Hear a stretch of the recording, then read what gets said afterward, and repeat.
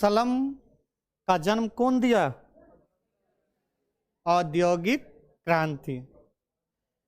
वही आगे लिखल है।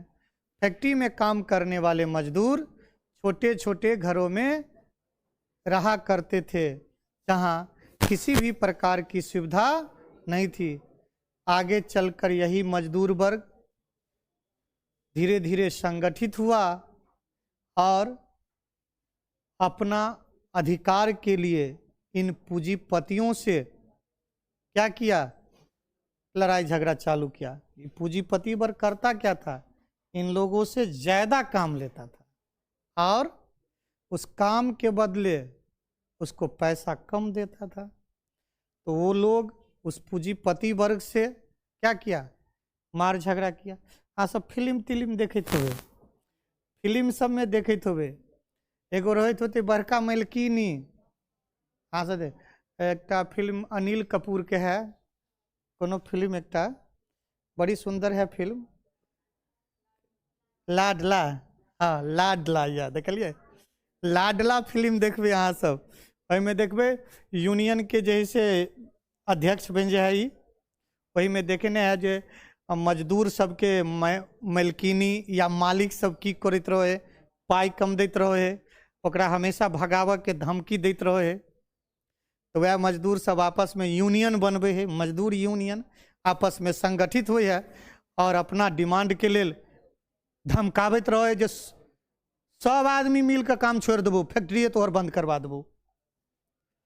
आखिर वह लिखल है पूंजीपति वर्ग के शोषण, पूंजीपति वर्ग के द्वारा शोषण किया जाता था, इसलिए उन्होंने बाद में क्या किया? संगठित होके संघर्ष करने लगा। चलो देखो रहे बेहुदा इधर। सबसे पहले हमको तो ये याद करना है, अगर हमसे ये पूछे कि सलम किसे कहते हैं, मान लो, तो हम लोग अगर केवल सलम पूछेगा तो हम लोग क्या जवाब देंगे? छोटे, गंदे और अस्वस्थकर स्थान जहां फैक्ट्री मजदूर निवास करते हैं, ऐसे आवासीय स्थल को सलम कहते हैं। और अगर हमको ये पूछे कि सलम पद्धति की शुरुआत कैसे हुई, तो पहले हम लोग परिभाषा लिख दे। आखिर पहले सलम क्या है ये ना हम जानेंगे। सलम का जन्मदाता कौन है?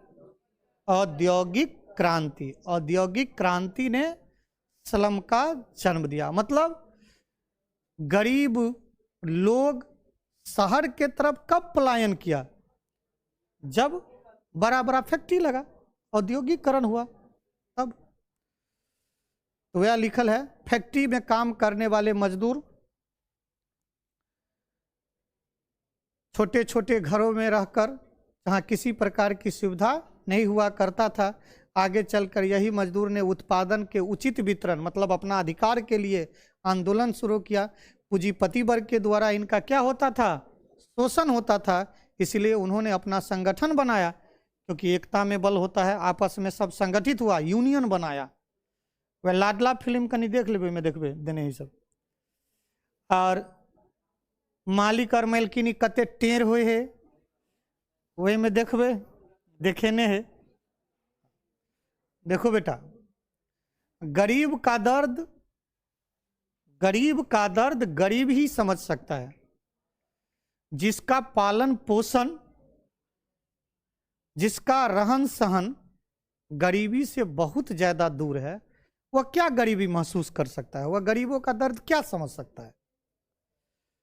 इसीलिए कभी अगर गरीबी देखना हो आप लोगों को, तो एक बार हमारे समाज के मुसरटोली में आप लोग चले जाइएगा, एक दिन वहां जीवन जी के देखिएगा। बात से, विचार से, संस्कार से, बोली से, वचन से, रहन से, सहन से, हर तरह से आपको बहुत बू आएगा। तब जाके समझिएगा कि गरीबी कितना बड़ा इस दुनिया का अपराध है। इस दुनिया का सबसे बड़ा अपराध गरीब है, ये बात समझिएगा। इसीलिए पढ़ो, क्योंकि आपके जिंदगी में गरीबी ना आवे। अगला क्वेश्चन,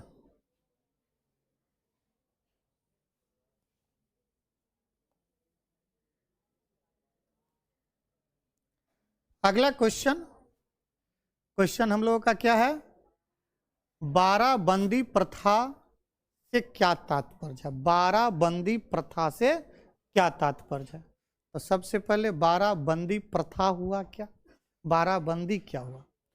तो अपना सबके भाषा में यही चीज के बुझल जाए चकबंदी, माने भारत में इस शब्द के कहल जाए चकबंदी। चकबंदी मतलब की भेले जो बड़े बड़े खेत का निर्माण करना। इंग्लैंड सरकार या इंग्लैंड में जब औद्योगिकरण प्रारंभ भेलै तो की केलकै, वहाँ सरकार के कुछ एहन नीति बनलै जे छोटा छोटा लोगों से जकरा पास कम जमीन रहे सबके जमीन सरकार गिरफ्त कऽ लेलकै और बड़ा बड़ा फार्म हाउस के निर्माण केलकै।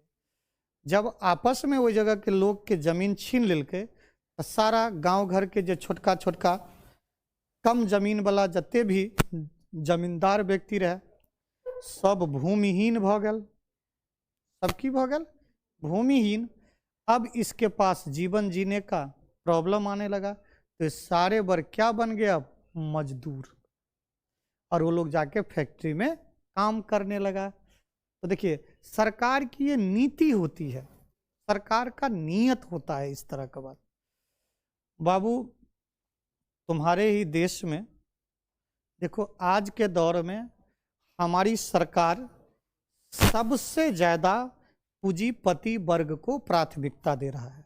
हमारे देश में आज की सरकार जो है, वर्तमान हमारे मोदी सरकार जो है, वो सबसे ज्यादा पूंजीपति वर्ग को बढ़ावा दे रहा है। आप देखिए आम आदमी का आय बढ़ रहा है? नहीं बढ़ रहा है। लेकिन ये अडानी और अंबानी जो है इसकी आय का देखो, या विश्व में सबसे ज्यादा पूंजीपति वर्ग की ओर जा रहा है। तो सरकार की कुछ नीति और नियत ऐसी होती है जिसमें आम आदमी भी प्रभावित हो जाता है।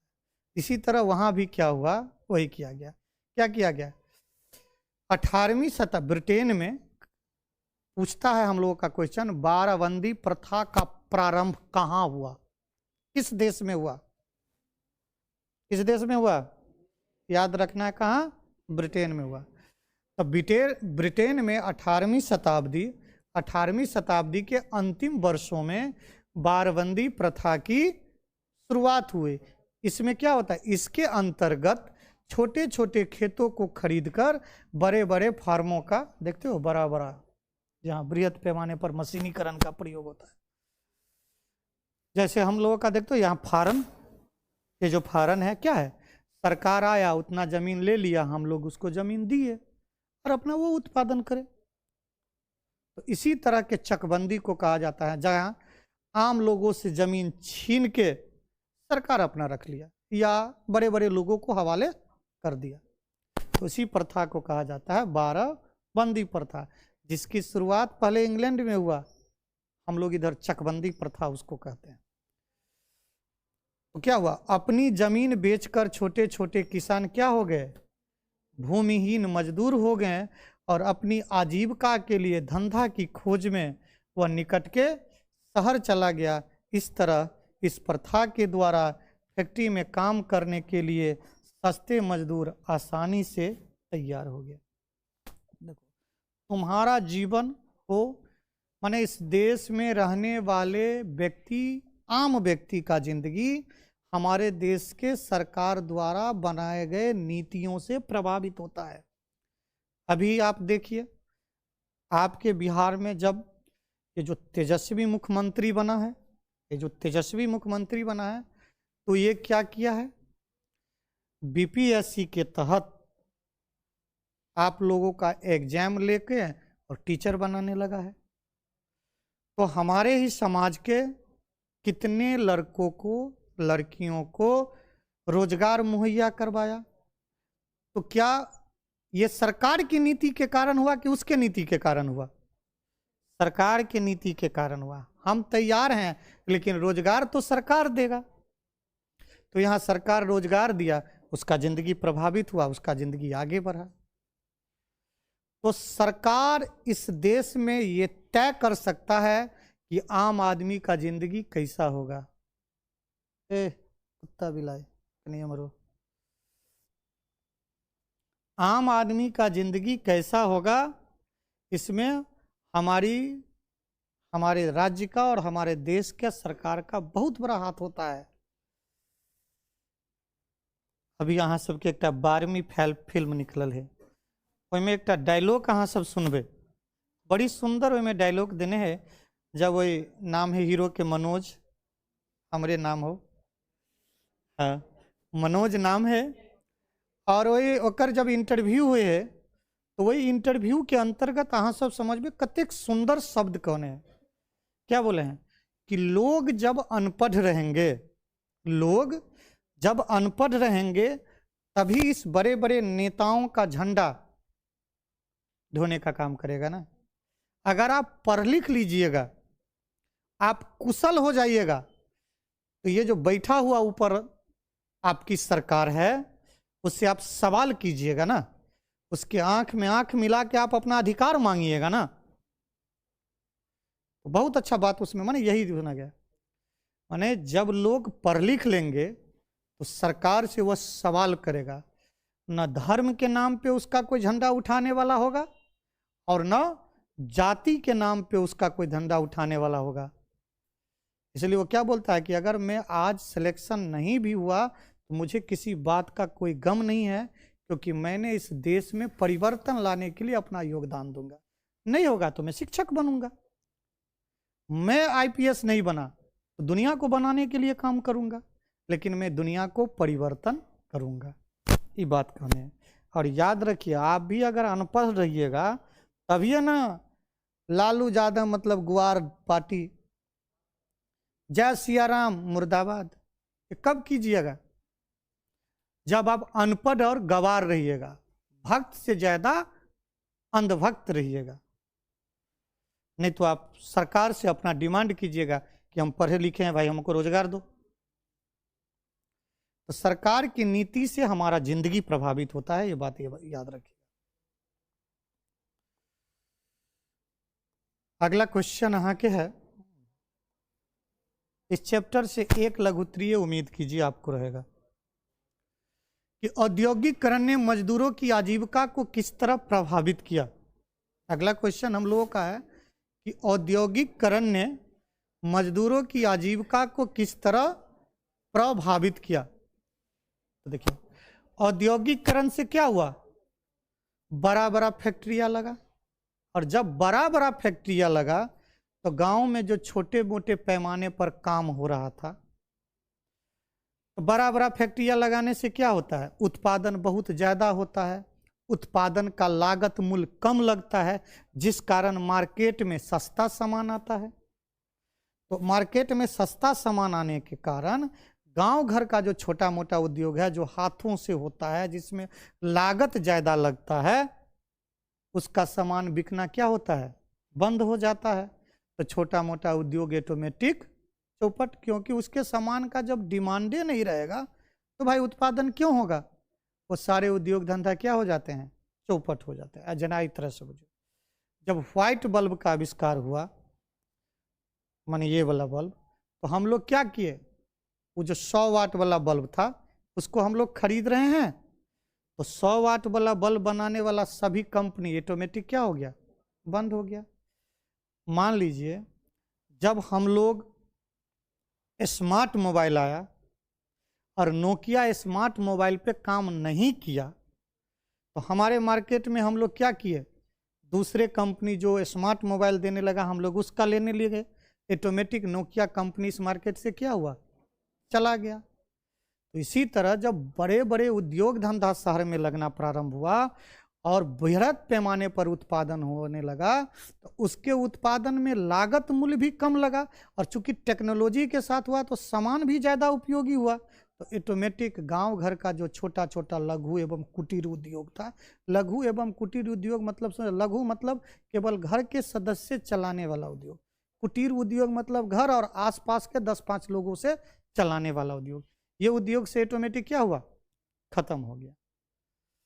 तो वह बात है, औद्योगिकरण ने लघु एवं कुटीर उद्योग को क्या किया, चौपट कर दिया, जिसके कारण घरेलू उद्योग मालिक, छोटा मोटा जो गांव घर में उत्पादन कार्य करता था, जो मालिक सब था, सब ऑटोमेटिक चौपट, उसमें काम करने वाला भी और वो भी, सब क्या बन गए अब भाई, जीवन चलाने के लिए तो बड़ा फैक्ट्री में इसको जाना पड़ेगा, सब मजदूर बन गए, जिसकी आजीविका माने जीवन का गुजर बसर बड़े बड़े उद्योगपतियों के वेतन पर निर्भर करता था। ये उद्योगपति बड़ा क्रूर, हम सब बेटा KKY के पास पढ़ते रहे केमिस्ट्री, तो बड़ी सुंदर बात कहते रहे, छड़ा मूर्ख मारतू तो कपार पर, अब पढ़ल मारतो तो कपार पर ने, कत्ता कत्ता मारतो तो देखबो नहीं करबी, कहते बुधियार के कैंची में दोनों कत्ता धार हो, अन्ना कर दो तैयो चिरेबे, अन्ना कर दो तैयो चिरेबे।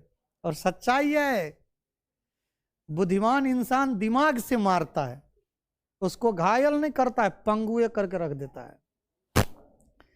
सही बात नहीं तो गलत बात है सर।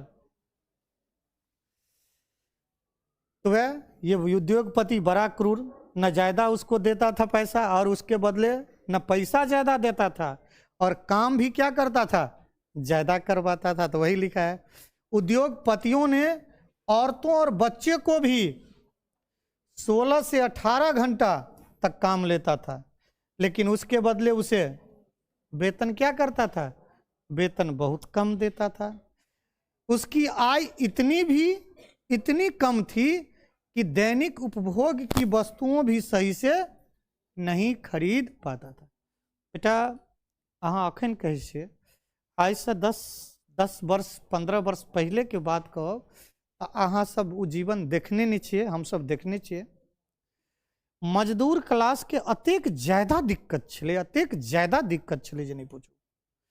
वो 2.5 किलो धान पर खेत रोपा जाय छलै, 2.5 किलो धान पर वो खेत रोपा जाय छलै हमरा सबके एरिया में।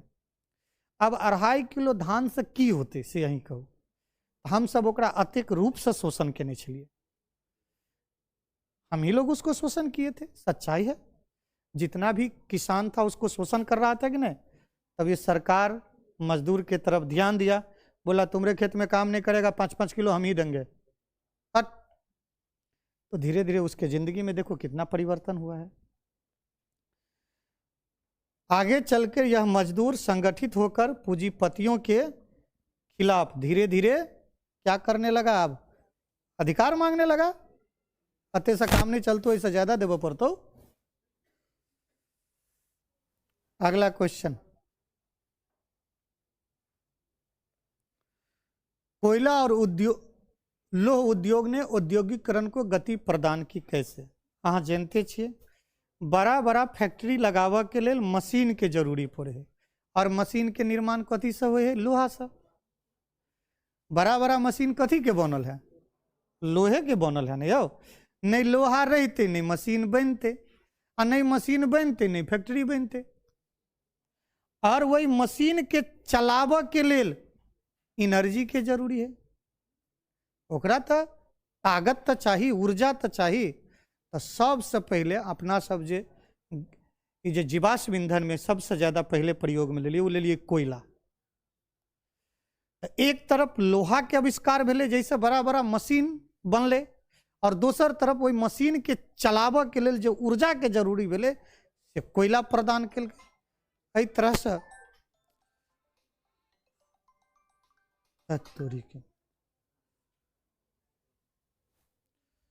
कई तरह से मशीन निर्माण करवा के लेल सेहो लोहा मिल गया, और वही मशीन के चलावा के लेल सेहो कोयला मिल गया। तै कारण औद्योगिकरण के गति बहुत तेजी से भेल। वह लिखल है कि औद्योगिकरण की प्रगति में कोयले और लोहे पर बहुत अधिक निर्भर करता है। जहां लोहे से नए नए यंत्रों का निर्माण होता है, वहां कोयला से ऊर्जा पैदा की जाती है, जिससे यंत्र चलवाए जाते हैं। इस तरह नए उद्योग के निर्माण की प्रक्रिया में कोयला एवं लोहा गति प्रदान करते हैं। अतः हम कह सकते हैं कि कोयला एवं लोह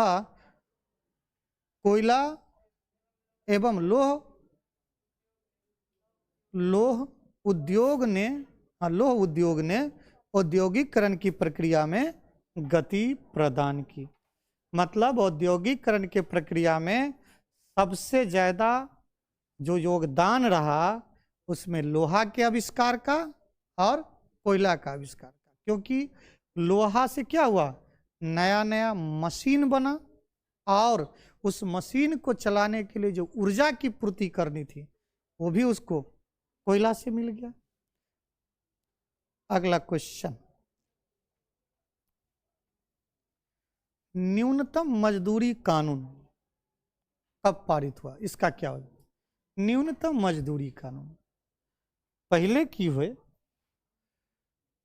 तो सरकार जी बड़ा बड़ा उद्योगपति रहे, वो औने पौने रुपया पर मासिक वेतन पे लोग के रखे, तब मजदूर आपस में संगठित भेल और अपन जीवन जीवा के लेल एकटा कुछ फिक्स आय कल हमरा निर्धारित करू, तो एकरे कहल गेलै न्यूनतम मजदूर कानून। माने कम से कम इतना पैसा हमें चाहिए जिससे हम अपने परिवार के जीवन का गुजर बसर कर सके। मैं आप में श्रम बेच रहा हूँ, आपका उत्पादन कर रहा हूँ, आप धनिक बन रहे हैं और हमारे जीवन में कोई सुधार नहीं हो रहा है, इसलिए संगठित होकर वो लोग भी जब जन संघर्ष किया, आप पढ़ने होंगे कार्ल मार्क्स वर्ग संघर्ष और रूसी क्रांति के अंतर्गत मजदूर क्रांति। तो याद रखब न्यूनतम मजदूरी कानून कब बना?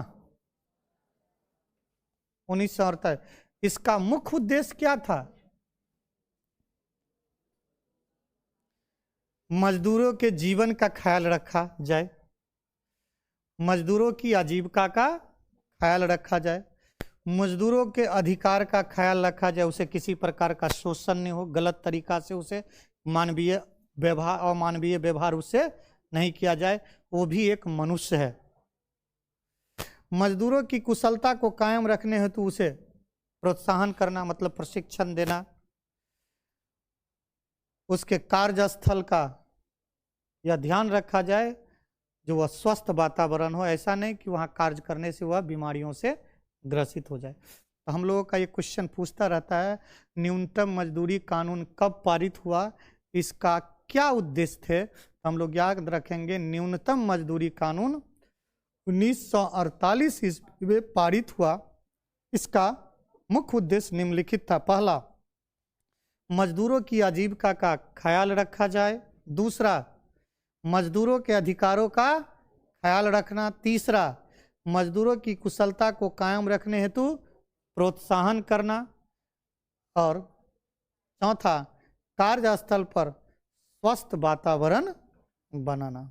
याद रखना ही पड़ेगा, आप नहीं पढ़िएगा वो आप जानिए, मेरा काम नहीं है, वो आपका काम है। मेरा काम था इसको अपडेट करना। हम अपना फर्ज निभा रहे हैं, आप लोग अपना फर्ज निभाइए। इस चैप्टर से हमको 3 दीर्घोत्तरीय क्वेश्चन याद करना है, महत्वपूर्ण 3 दीर्घोत्तरीय क्वेश्चन, ये हमारे एग्जाम में पूछता रहता है। पहला, उपनिवेशवाद क्या है और औद्योगिकरण ने उपनिवेशवाद का जन्म कैसे दिया?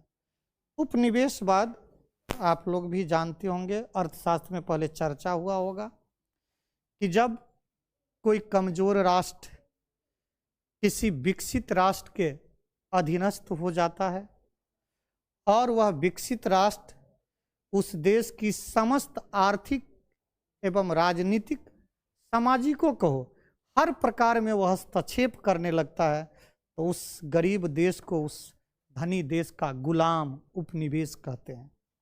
उसी को इतिहास के फॉर्म में हम लोग लिखे हैं कि विकसित देशों के द्वारा अविकसित या उसी को हम कहते हैं गरीब देशों पर अधिकार कर उसकी सामाजिक, आर्थिक, सांस्कृतिक एवं उसके शासन प्रबंधन पर नियंत्रण कर लेता है। तो ऐसी ही प्रक्रिया को हम लोग क्या कहते हैं? उपनिवेशवाद। या आपको अर्थशास्त्र में भी पूछ सकता है कि उपनिवेशवाद क्या है। अब अगला क्वेश्चन हम लोगों का क्या है कि उपनिवेशवाद के कारण औद्योगिकरण के कारण उपनिवेशवाद का जन्म हुआ कैसे? औद्योगिकरण से क्या हुआ? बड़ा बड़ा फैक्ट्रियां लगा, बहुत बड़ा बड़ा। तो फैक्ट्री बड़ा बड़ा लगने से क्या हुआ? सामान का ज्यादा निर्माण हुआ, बृहद पैमाने में उत्पादन होने लगे। अब इस उत्पादन को खर्च करने के लिए, खपत करने के लिए लोग तो चाहिए। तो जब आप ही समझिए, आप अपने ही घर में समझिए ना, जब आपको ज्यादा उपज हो जाता है तो क्या करते हैं? दूसरे को देखने लगता है, कौन खरीदार है रे। तो जब इंग्लैंड में बहुत ज्यादा उत्पादन हुआ तो अपने सामान को बेचने के लिए गरीब राष्ट्र की ओर वह प्रस्थान किया। दूसरा बात, इस उत्पादन के लिए भी तो कच्चा माल चाहिए, सामान के उत्पादन के लिए भी तो रॉ मटेरियल चाहिए। तो एक उसको कच्चे माल का जरूरत था और अपने मशीन के द्वारा उत्पादित सामान को बेचने के लिए बाजार का भी जरूरी था।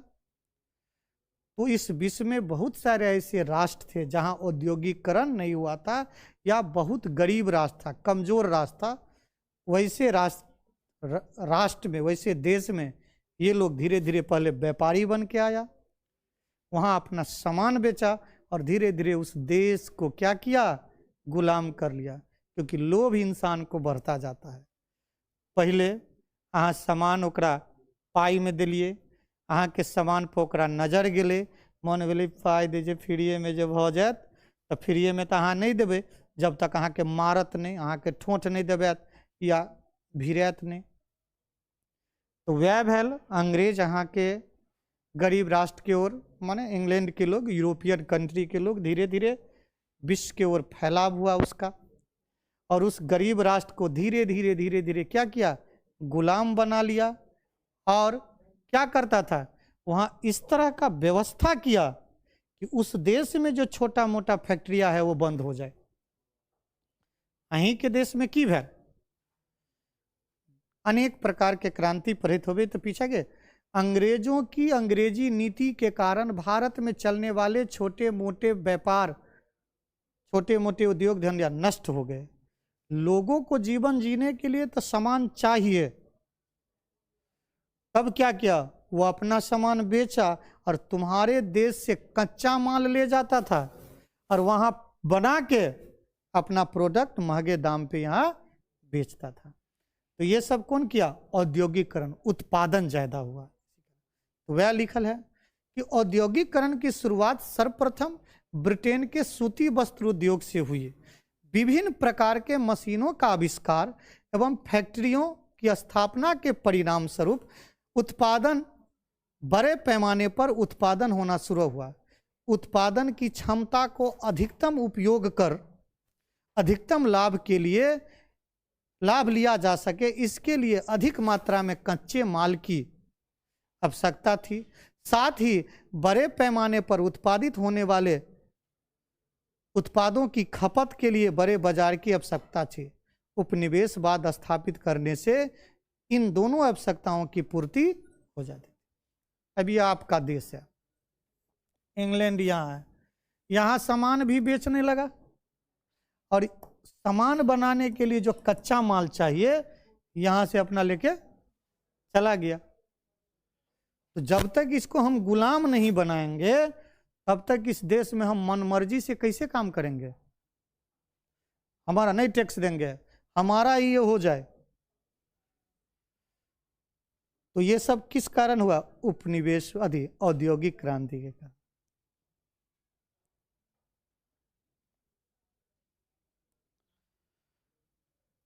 देखियो अहाँ के 1920 के ईस्वी के आसपास के जगह है।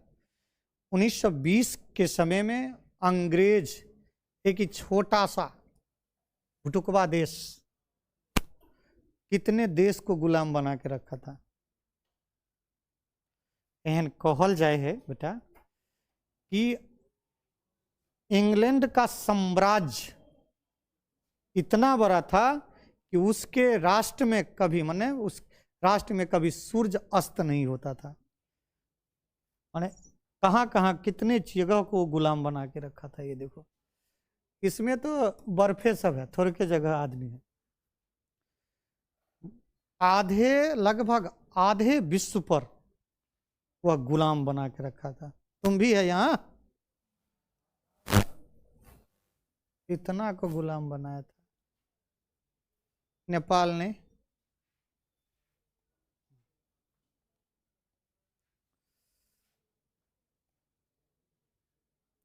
वही लिखा हुआ, तकनीकी रूप से कमजोर देश अपने प्राकृतिक संसाधनों एवं कच्चे माल का अधिक उपयोग नहीं कर पाते थे, अतः फलतः वहां कच्चे माल आसानी से प्राप्त हो सकता था। साथ ही ऐसे देशों में मशीनीकरण नहीं होने के कारण सस्ते उत्पादन का भी क्या था, अभाव था। अब अहीं बाजू एक मशीन अगर 1 घंटा में 5000 उत्पादन के तो कर लागत मूल कम लोग है, और एक दिन में 5टा सामान अहाँ उत्पादन के लिए तो अहाँ बेसी दाम में बेचबे के लिए कि भाई श्रम ज्यादा लगा है, तो सस्ता सामान भी फैक्ट्री से उत्पादन हो गया और यहाँ का कच्चा माल लेके भी चला गया। मशीनों से बने सस्ते उत्पादों के लिए यहाँ अच्छा बाजार मिल जाता था। इसी समझ के आधार पर उपनिवेशवाद स्थापित करने की नीति को बढ़ावा मिला और ब्रिटेन और उसके बाद अन्य यूरोपीय देश जैसे जैसे औद्योगिकरण होता गया वैसे वैसे ये देश उपनिवेशवाद की स्थापना में लग गए। इसी प्रकार औद्योगिकरण की होड़ में साम्राज्यवाद का रूप ले लिया। साम्राज्यवाद मतलब हड़प की नीति, हड़प की नीति मतलब उसके आपस में मार होने लगा, ये देश के हम गुलाम बनाए तो ये देश के हम गुलाम बने।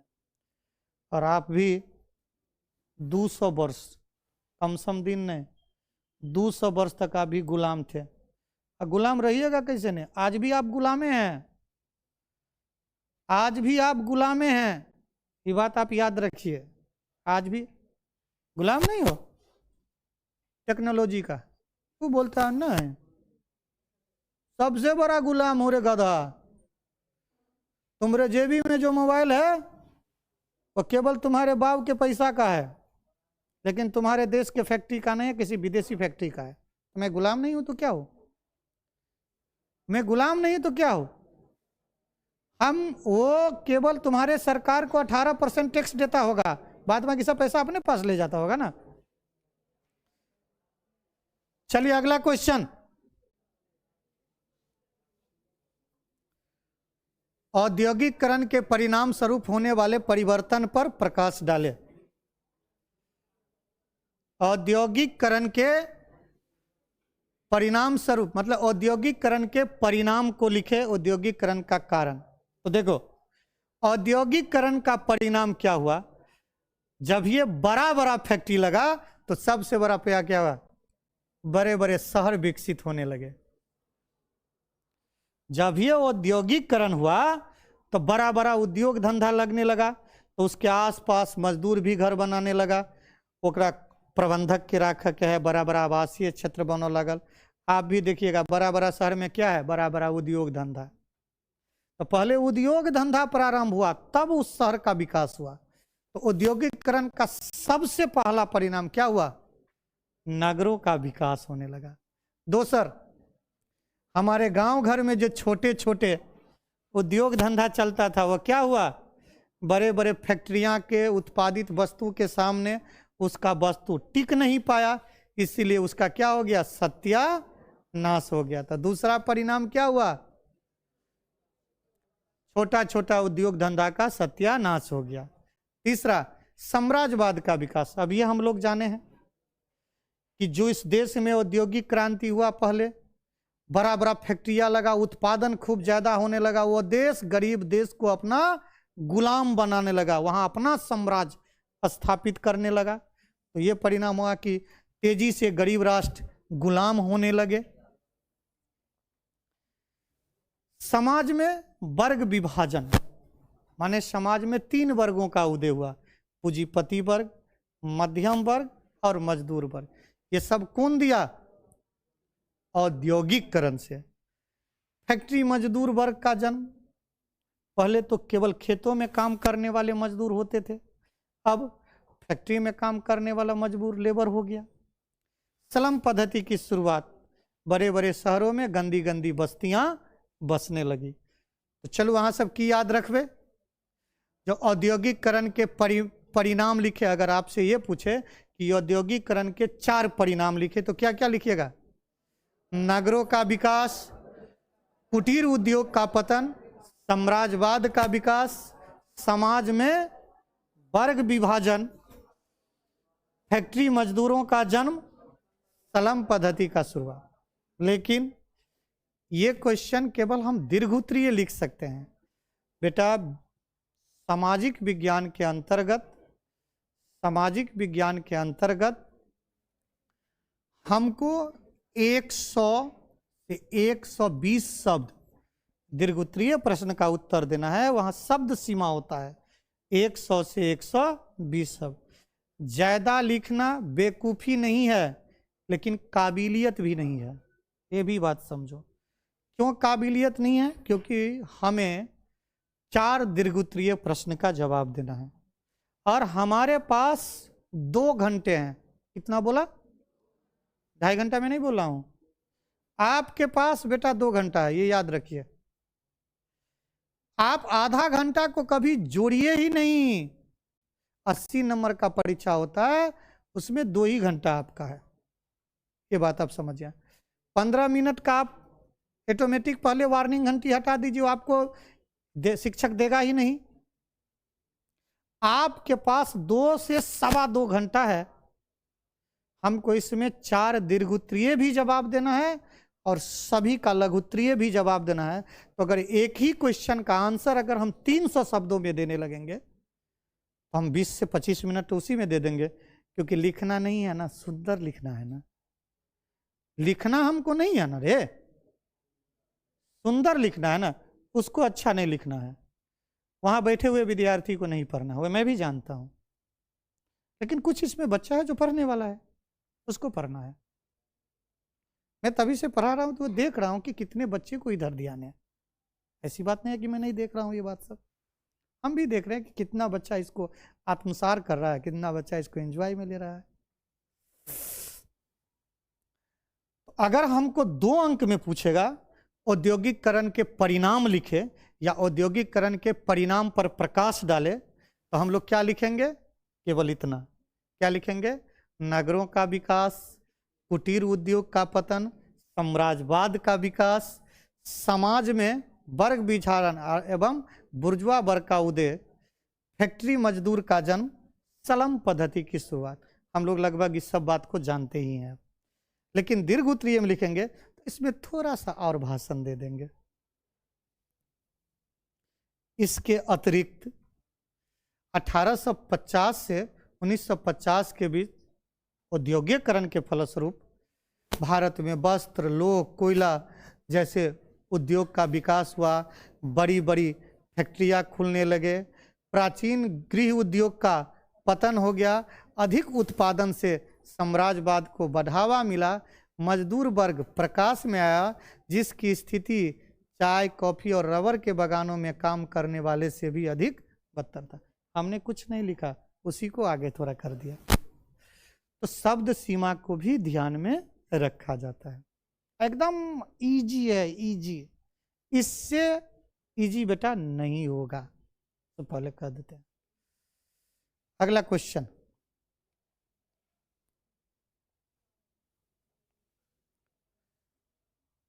औद्योगिकरण के कारणों का उल्लेख करें। किस कारण से उद्योग धंधा का विकास हुआ? तो दुनिया में आप सब कुछ सबसे पहले जानते हैं, किसी भी चीज की आवश्यकता ही आविष्कार की जननी होती है। आपको अगर कलम का जरूरत है तब ना आप कलम के बारे में सोचिएगा।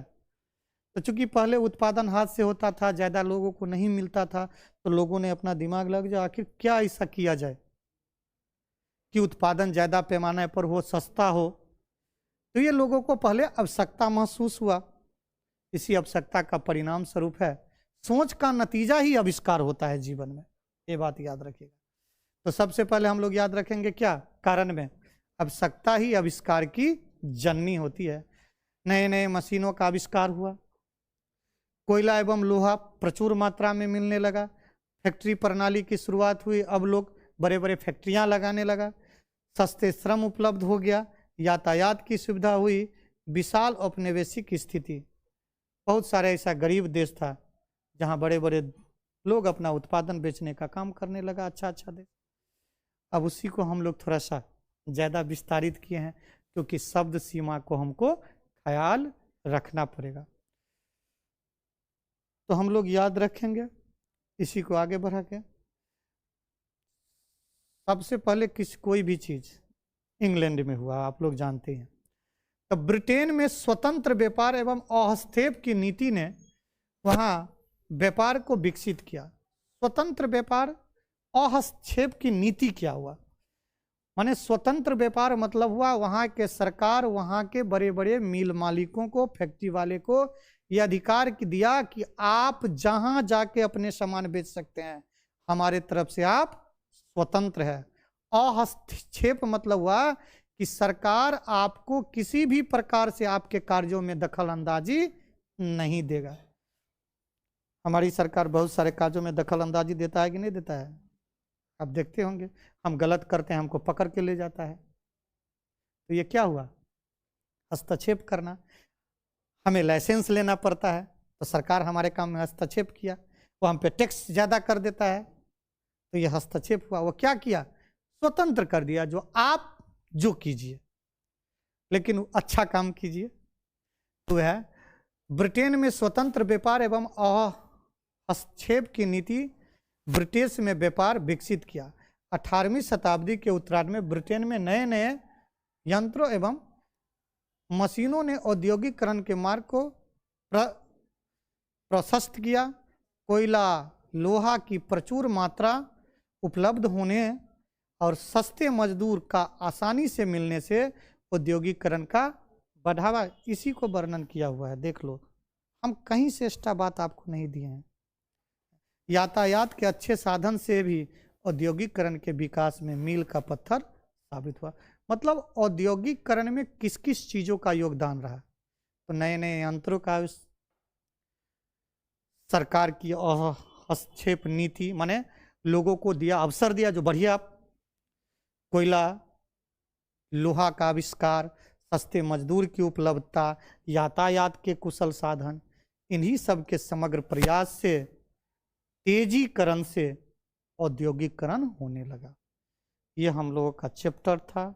इतना क्वेश्चन आप लोगों को बाबू याद करना पड़ेगा। इसके साथ साथ इस चैप्टर में 25 से 30 ऑब्जेक्टिव अति महत्वपूर्ण है, जो थोड़ा सा भारी है, क्योंकि आविष्कार का इस भी याद करना है।